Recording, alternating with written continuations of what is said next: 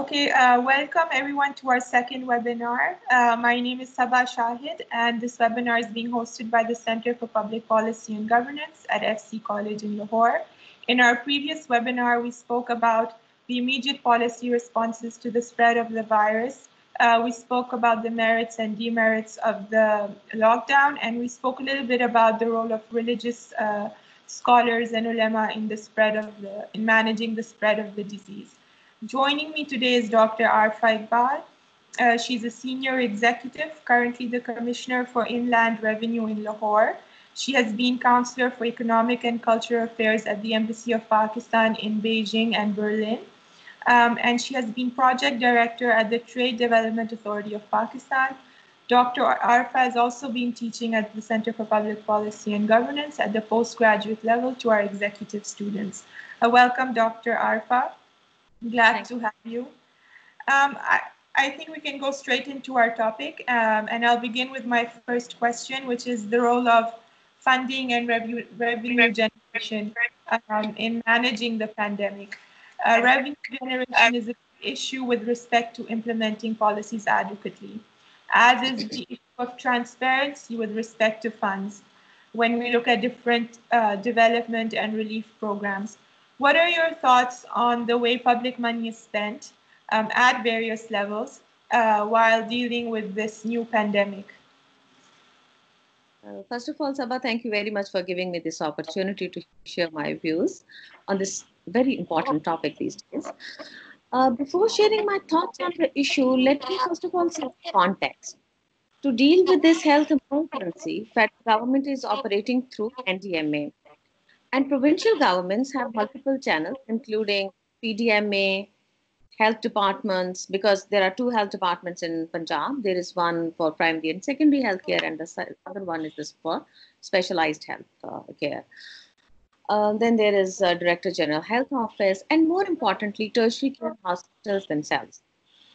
I will try to focus more on the situation in Punjab as I'm more current with that. There's a field hospital which is established for COVID at Expo Center Lahore. A quarantine facility is established at Kazafi Stadium. Then for patients requiring specialized care, there is the PKI Live, Punjab Kidney Liver Institute. And other COVID designated hospitals include Mayo Hospital, Services Hospital, Gangaram with the satellite Mazang Hospital facility, Lahore General Hospital, Children Hospital, Jinnah Hospital, and there is one unit established at Camp Jail Lahore as well. Currently, Pakistan is facing this outbreak in a very uncontrolled way. So there are 66,000 plus confirmed patients, and there are 1,400 deaths all over the country till now.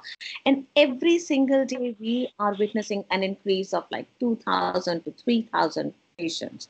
So this is the kind of grave situation that we are faced with. And now coming back to your question, as I just mentioned, the supply side, a picture, the NDMA and other organizations at the provincial level. For major purchases, the funds are dispersed to the respective hospitals. And then we have this heavy influx of contributions and gifts from the civil society and different NGOs. I personally think there had been a severe lack of transparency. Nobody knows what is coming from where. And practically, we are witnessing lack of just very basic things in our hospitals, both for the patients and medical personnel. So NDMA is sending supplies, all these provincial mechanisms are working, and yet we see this lack of basic stuff in the hospitals, which means there is lack of transparency.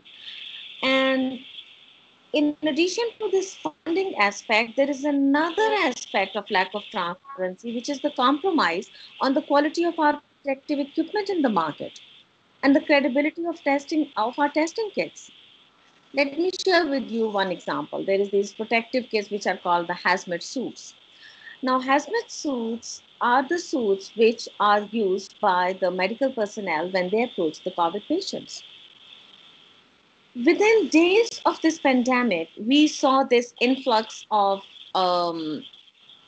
so many textile companies. They started stitching the hazmat suits, the so-called hazmat suits.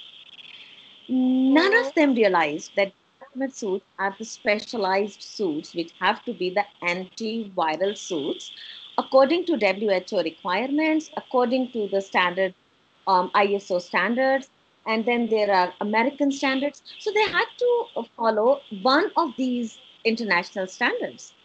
I one day saw this advertisement, and I will take the name of the company as well. There is this company called Apricot. It is all over the Facebook saying that they have antiviral hazmat suits, and I was super excited. I contacted the company and I asked them that they have this blue tape. Now there's this blue tape which is the sealing tape, and it is put on the hazmat suits over the joints, which means there is no leakage, and these are the completely antiviral suits. And the company also advertised they are ISO certified. So I contacted the person and I said that because I was in the process of purchasing the protective equipment for gifting to the hospitals, and they said that the blue tape is actually just the normal tape, and this is not the sealing tape. I was surprised at the reply, and I said, "Then how come you have the ISO certification, and how come you are saying these are the antiviral tools?" And he shared with me the ISO certificate, and to my despair, I found out it was the ISO certification for their textile products and not for these suits. So this means all these companies have flooded the market with the hazmat suits, which are not antiviral, and they are actually giving a false sense of security to the user, which is absolutely dangerous. So I think there is this huge lack of transparency in the utilization of funds as well as the availability of the protective equipment in the market. I mean, you mentioned the supply side of the issue, but if we look at the demand side of it, it's problematic as well, because you see when you go out to do groceries or if you're in your car, you see people on the road selling masks made out of, just random fabric, which may or may not be helpful. So at the demand side, there's an issue as well where we're not demanding, or maybe there's not enough awareness about the right protective gear. And this is a societal issue, it's a cultural issue where we don't demand or accountability when it comes to funding, which leads me to my next question, which is that private citizens would rather do charity on their own and spend out of their own pocket to help people than uh, give their money to the Prime Minister's relief fund or trust the government with their taxes. A big reason why we don't pay taxes is because we don't believe that the government will use it properly. So what is your take on Pakistan being one of the highest countries when it comes to giving charity? We contribute almost 1% of our GDP. What role of philanthropy have you seen in the management of COVID-19? Sama, I have always been a huge fan of the role of that our civil society plays during any national emergency, and so is the case during COVID pandemic. Sharing my personal experience, I myself am a part of a WhatsApp group which is called Hospital Supply Chain Management, and it is organized by an organization called Friends of Mayo. There are big businesses part of that group. There are doctors from all these COVID designated hospitals in that group. So hospitals give their demands, and this group provide them. They establish the supply side. They are doing a huge job, a very good job. In my own humble capacity as member of an NGO, the Taras Foundation, and also Rotary Club Lahore Corporate, the two organizations joined hands, and we are supplying highly nutritious meals in disposable packing with alkaline immunity boosting drinking water to patients at Services Hospital and also Camp Jail Lahore. Till now, we have supplied something around 10,000 meals, and we are continuing with that. We also supplied iftar to staff working in COVID ward of PKLI, and we have gifted protective suits, gowns, face shields, gloves, masks, hand sanitizers to Lady Wellington Hospital, to Mia Mir Hospital, Lahore General Hospital, Mayo Hospital, Radiologist Association, Punjab Institute of Neurosciences, and a few smaller clinics. And there are numerous organizations giving ration packs to daily wages. We also actually did that to some extent, but then, in a big way, Rizq Foundation, Allah Wale Trust, Salani Trust, AD Welfare, and many more. I cannot name them all. So all these organizations have joined hands, and they are making these contributions. So yes, the civil society has come forward in a big way. But where do you see this disconnect between charity and government funding? But let me just rephrase my question. Um, you spoke about the distrust between the general public and the government. And if you look at theories of governance, there is a lot of discussion in the literature on where the public doesn't trust the state. There's little incentive to pay taxes. There's little incentive to abide by rules and regulations. So how do we reach a stage where we are able to track our funding, we're able to track our project implementation in a transparent manner? How can that gap be filled? We, from the personal side and from the civil society side, cannot say how to fill that gap in the accountability system of the government, because we do not have any say in that. It's for the government to see how they can ensure a transparent mechanism for the disbursement of funds and for the utilization. The civil society, on the other hand, can just contribute in their own capacity, whatever it is. For example, okay, initially I thought, because I have access to some data, that how much funds are being given to different hospitals, what is NDMA dispersing, what is PDMA dispersing, what is health department doing, and so on and so forth. So I thought, let's not give anything to the big hospitals, and let's hunt for the smaller hospitals who do not have this kind of budgeting, because if there is leakage, if there is lack of transparency, we should not become a part of that madhouse. But then, I thought that in the big hospitals, there is more influx of COVID patients. And if there is certain kind of lack of transparency or whatever, I would not like to label different people in this, but if the end result is that the users are not getting the required things, the medical personnel are not getting the gloves, not getting the basic surgical masks. So then we thought, as a group, the group of friends, and we thought, let's forget about this issue of lack of transparency. This is not the usual time. As you are mentioning, people don't want to give their taxes because of this lack of transparency. We right now are in an emergency situation.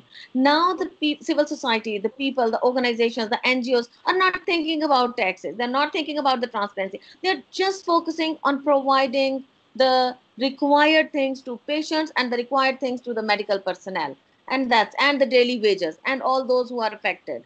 So in an emergency, you don't go for these kind of objections. This is what I have observed. I might be wrong. But from the government point of view, there must be some form of transparency and accountability in place, some form of record keeping that the public has access to. They do have it, actually. They have a daily update of their complete centralized data, which is detailed to the limit that these are the hospitals, like as I mentioned, different hospitals, COVID designated. I'm just talking about the COVID designated hospitals. So this is the stock available with them. These are the number of PPEs, masks, gloves, goggles, all those stuff. They have a table. So government is updating on daily basis the stock position of all these hospitals.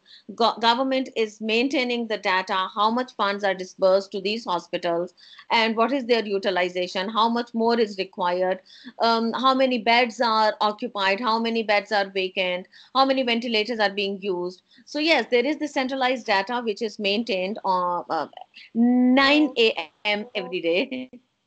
Okay, that's great news. Um, so, so let's hope that this exercise is sustained with other government programs as well.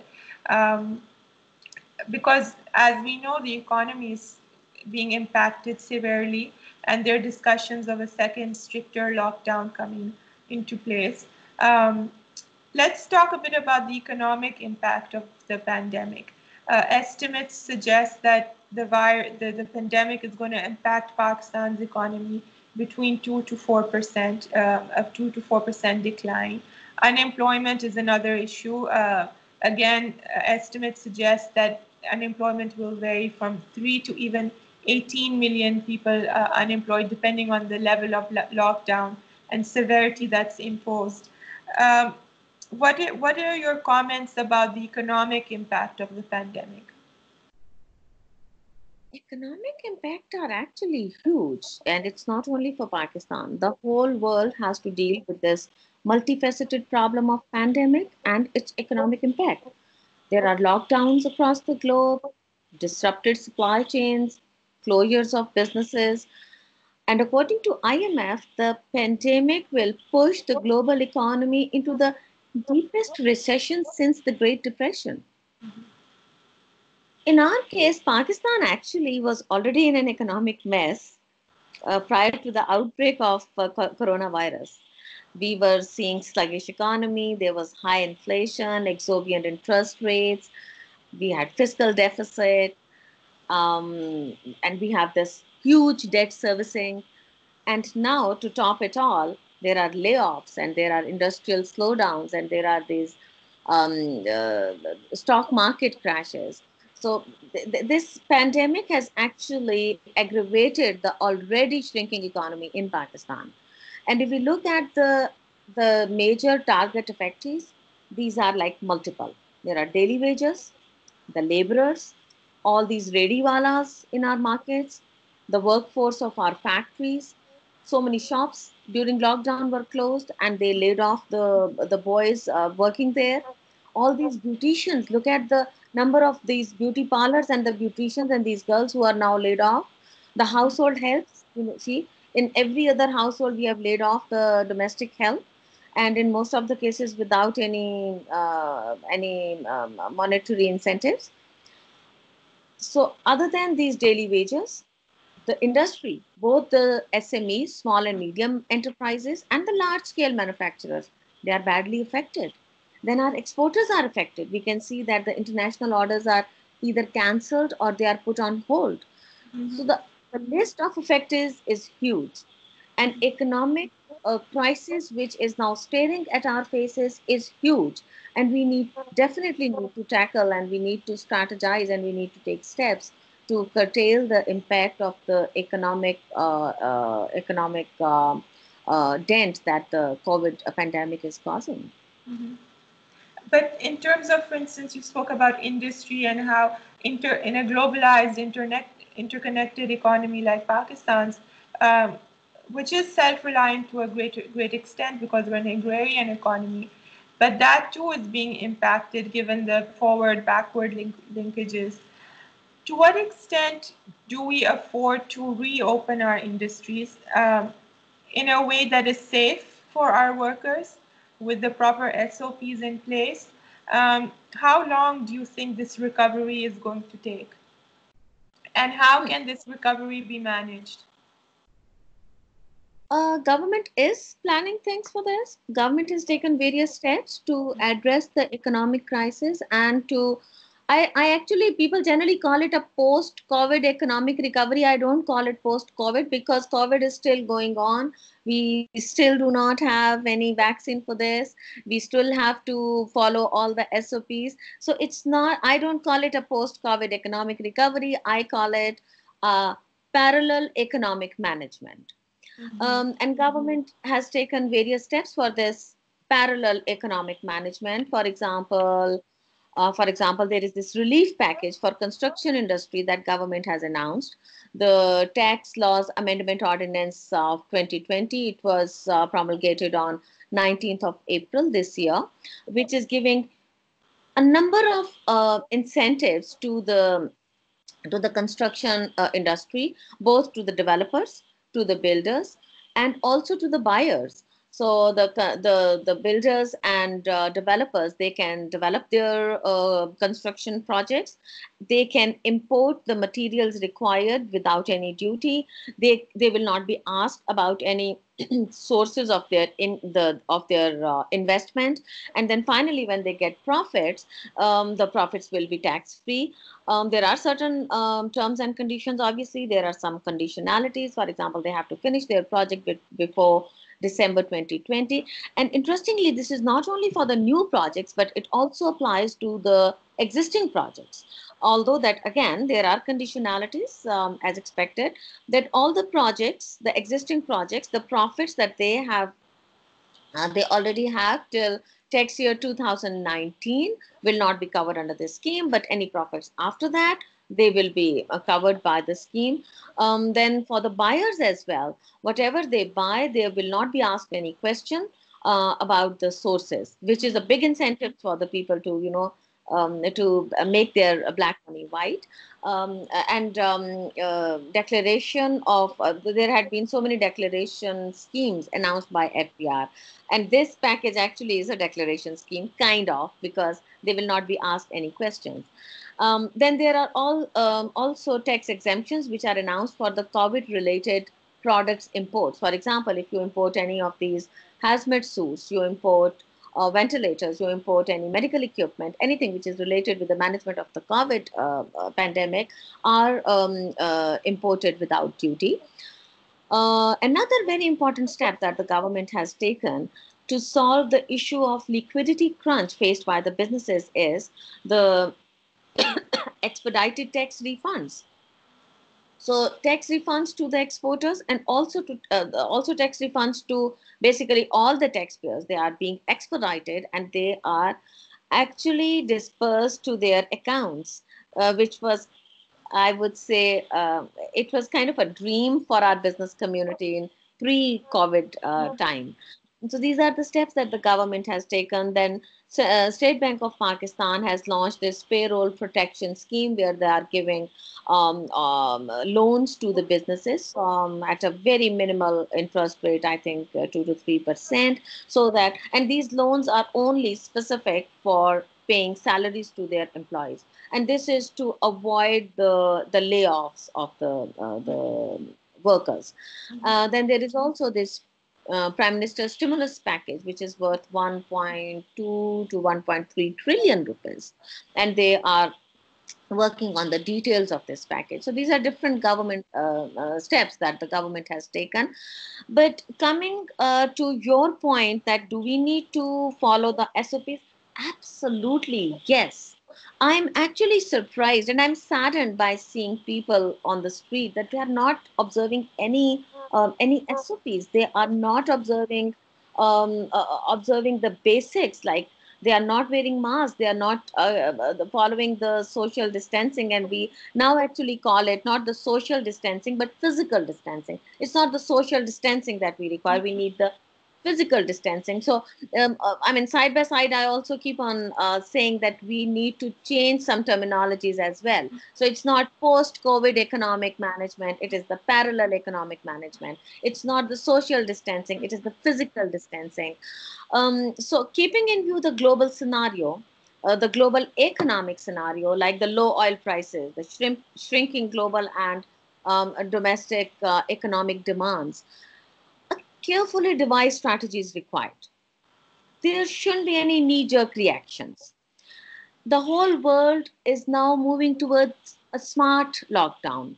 So we also need to plan a smart lockdown, because complete lockdown is not the option for us. Complete lockdown had not been an option for even the developed economies, European countries, America, UK. They can't afford a complete lockdown. So how can a country like Pakistan? So we need to move, like the other countries in the world, we need to move towards a smart lockdown. We need to work towards the exit strategy, the lockdown exit strategy. So the foremost step to me is a huge effective campaign for public education. Look at the people doing Eid shopping. I mean, I was literally taken aback seeing at the long queues and the long queues in the markets, and the way people were, the females, and I mean the everybody was making attempts to buy clothes and churia and stuff. I mean, really, do we really need to have all that shopping for Eid? So, but Absolutely. when it comes to that sort of behavioral change that will come eventually, that needs to be taught, that needs to be learned, what role do you see of corporations and the private sector in imposing this or bringing about this behavioral change? Because there are a lot of naysayers. A significant proportion of our population doesn't even believe the virus exists, which is not unique to Pakistan. Uh, but we already spoke about this disconnect between the state and the public. But the private sector, as an agent of change, what role do they have in helping to bring about this behavioral change where we learn to adapt to the pandemic? Um, you know, we all saw images around Eid where people are flocking to these stores, to these ready-made garment stores. There's a rush. There isn't any physical distancing taking place. So what's the responsibility of private corporations and private businesses? Okay. Great question, and thanks for using the term physical distancing. I So picked up. you picked it up immediately. Great. Okay, Sabam, actually, there are three, in my opinion, there are three distinct bodies who can play a role in this. One, obviously, is government. I'm not talking about it because you have asked me a question about the private side, sector side. Private sector side, I will talk about two bodies. Philanthropic organizations and NGOs who can just keep on doing the public awareness campaign. They can follow it up. But more importantly, the industrialists should start this movement, because when an NGO gives a message, media gives a message, people, it's up to the listener. People may or may not listen to them, but if it is connected with their bread and butter, then under compulsion they have to listen to it.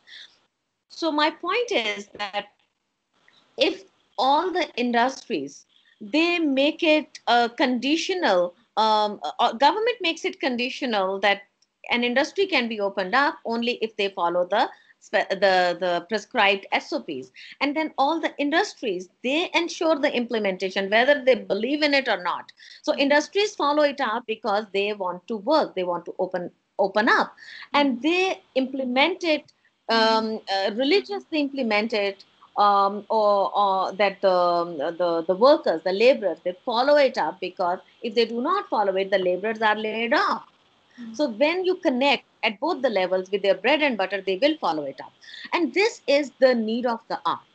Let me share with you that we have to open up our industries. We have to engage our laborers, all the daily wages, the skilled and unskilled workers, they need employment. For this employment, we have to open up the industry. Then we have export orders. All of them are not cancelled. Many of them are put on hold. Then if you look at the global scenario, now US has diverted many of its orders from China to other countries. Pakistan can capitalize on that. But before we capitalize on that, we have to have some export surplus. And to have that export surplus, we have to have our industry working. And to have our industry working, we have to link it up with, as I said, religiously following up the SOPs. If we look at the pre-COVID economic situation, we were following CPAC, and government of Pakistan was planning special economic zones under CPAC with the help of China. Now connect the dots. China is willing more than before to play the big brother's role. Pakistan government was already planning SEZs, the special economic zones.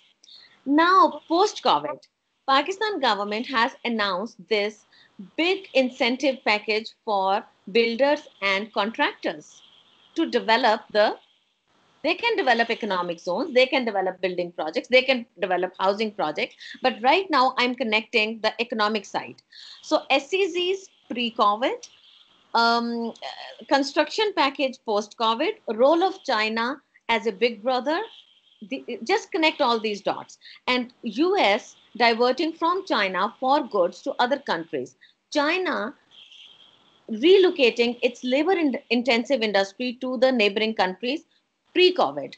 Connect all these dots, and Pakistan can actually turn this crisis into a huge opportunity for itself. And again, the crux is that industries have to follow the SOPs. Now, following these SOPs, industries open up. We can eye on all these opportunities available. Government can provide more tax holidays for affected sectors, a low interest rate, drastic cuts in prices of electricity, petrol products, and sales tax rates. And then our industry produces the export surplus with the help of China, with the help of government, and the whole world market is available to us. And we also need to focus now more on the like on developing the new avenues. The traditional exports will inevitably shrink now. We need to understand that. We should move more towards the new areas. There was this exhibition, I think a month back in Islamabad, and many local companies, they came up with products like ventilators. Now, the whole world needs ventilators, and we have these local companies coming up with ventilators. There were hazmat suits. There was this machine used for disinfecting the currency. There was this machine for disinfecting the bottles and bags and everything. These are the things which are now required all over the world. Now, Pakistan government needs to focus on getting the international certifications. As I just talked about the hazmat suits, if we have hazmat suits which fulfill the international standards and criterion, if we have the ventilators fulfilling the international certification criteria, if we have these disinfectant machines, then we can not only see the multiple impacts. We will have employment, we will have skill, we will fulfill our domestic demand, and we will increase our exports. So we can do that all, but we have to move away from the traditional exports to these new products. Then another important area is IT industry. Look at the huge scope of IT industry. Look at its potential impact on both the employment and exports. We can use this IT industry to revive our agri sector.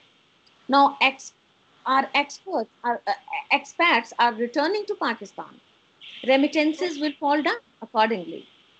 With declining employment in the cities, people now will be motivated to move back to their villages. So we need to provide them modern techniques in their villages. We can utilize our artificial intelligence to improve our agri sector projects. So we can do for the rural economy, the agri economy. And then on the urban side, we can have more online businesses. Now with COVID all over the place, the online businesses are required more than before. And then this technology, this artificial intelligence, this IT sector can also have a huge role in our healthcare system. Let me share with you that for monitoring of our healthcare system, for monitoring of its efficiency as well as transparency. Remember, we talked about the transparency in the beginning as well.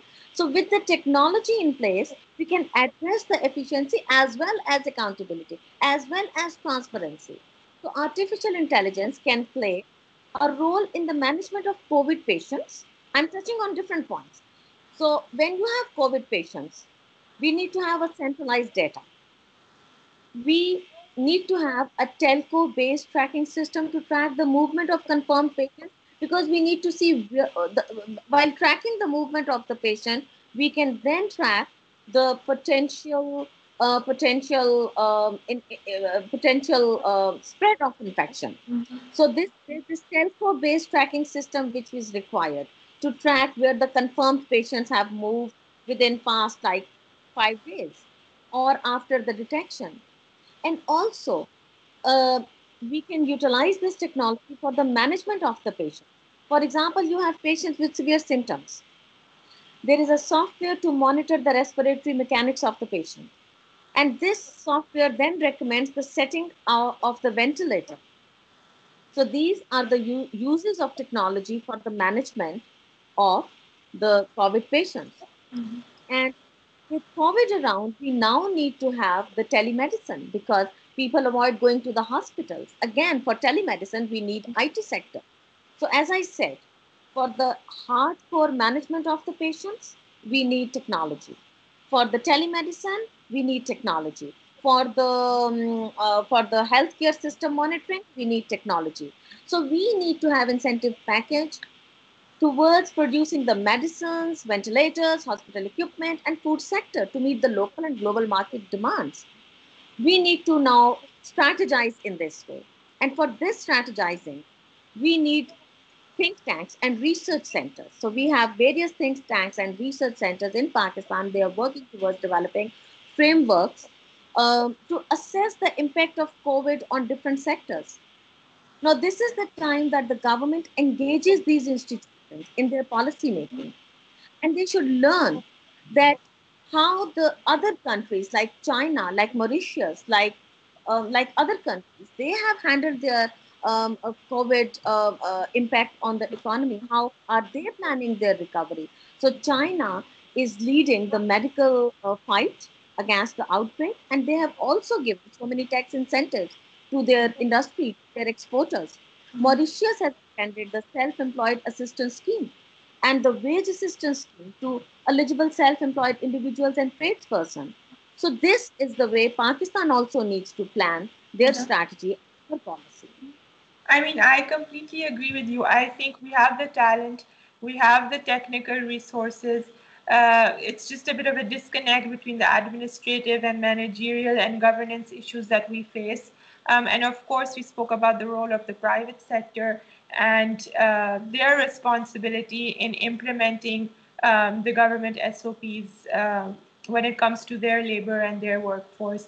And of course, as individuals, we have to act responsibly because in the end, if it will be a domino effect, as we've been seeing, if even one of these factors don't comply. So on that note, I want to thank you, Dr. Afra, for joining us. I'm sure our viewers will learn quite a bit from this shorter webinar that we've done today. And I hope to see you soon in person when a bit of this madness is over. Once again, thank you very much, Sabah, for giving me this opportunity to share my views. And my final word for everyone, understand the gravity of the situation and fight with both the pandemic and the parallel economic crisis, and we will be successful. So thank you. Thank you. Thank you so much.